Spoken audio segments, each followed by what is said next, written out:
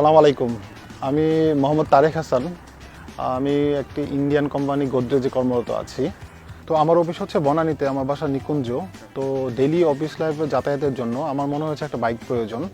তারপরে আমি অনেক রিভিউ দেখে মনে হয়েছে এই স্কুটার এন্টর্কের, টিভিএসের এন্টর্কের এই স্কুটারটা আমার জন্য সবচেয়ে বেস্ট।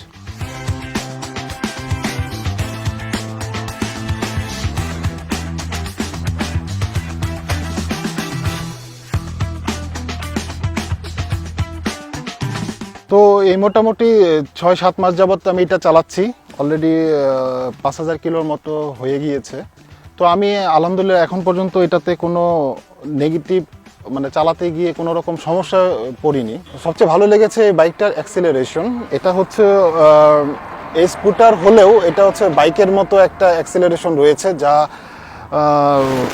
টিভিএস বলতেছে এটা রেস এডিশন। আসলে এটা রেস এডিশনের মতো একটা টান আছে এই গাড়ির। আমার ডেইলি লাইফে যাতায়াতের জন্য নিকুঞ্জ থেকে আমার বনানীতে যাওয়ার জন্য এটা একটা পারফেক্ট স্কুটার। যেহেতু ঢাকা শহরে সিটির মধ্যে জ্যাম থাকে, তো আমি অনায়াসে এটা নিয়ে অফিসে যাতায়াত করতে পারি।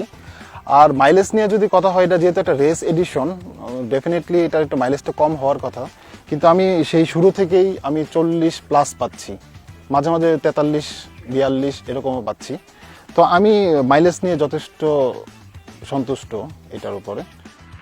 ডেইলি লাইফে যাতায়াতের জন্য, বিশেষ করে সিটি রাইডের জন্য এই স্কুটারটা হচ্ছে সবচেয়ে বেস্ট হবে।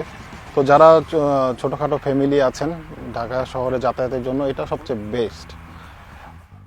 আর কমফোর্ট এবং কন্ট্রোলিংয়ের জন্য এই স্কুটারটা সবচেয়ে বেস্ট হবে, এবং আমি নিজে চালাচ্ছি এবং সবাইকে সাজেস্ট করছি এই স্কুটারটা ইউজ করার জন্য।